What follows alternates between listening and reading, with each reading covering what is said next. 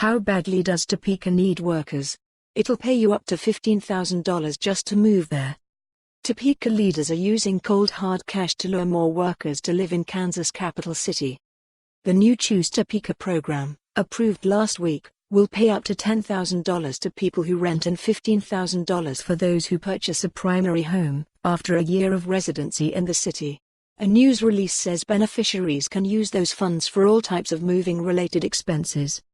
The Joint Economic Development Organization, JEDO, a combined effort of Topeka and Shawnee County, approved the measure Wednesday evening. It's set to launch in 2020. The program is part of Go Topeka, an arm of the Greater Topeka Partnership and JEDO. The group is expected to split the cost of the incentives with employers, who will decide who is eligible, said Barbara Stapleton, Vice President of Business Retention and Talent Initiatives at the Greater Topeka Partnership. She said many of the city's largest employers were on board with the new program. But they'll use it to target hard-to-fill positions, she said. We're not saying, help, we need people to move here for every job we have, Stapleton said. That's not the intention. Employers may use the incentives on top of signing bonuses or moving expense reimbursements. Some employers may already have some plans like that in place, and this is something that could be layered, she said. But it also gives some flexibility for mid-sized or smaller organizations that maybe don't normally have that capability.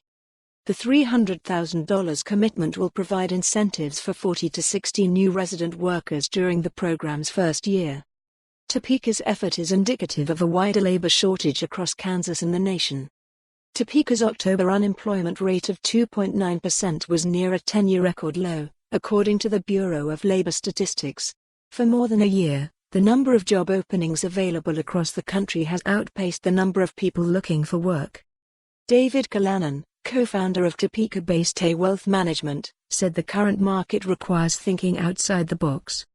As we continue to grow and expand, especially in some specialized areas like wealth management and technology and programming, attracting great talent remains one of our biggest challenges, he said in Topeka's news release. On top of that, growing the population base in Topeka is one of the most important long-term strategies we should be focused on as a community. A recent study found that 40% of Shawnee County workers who earn more than $40,000 per year live outside the city. The new program aims at capturing some of those commuters as well as aiding employers' efforts to recruit new workers.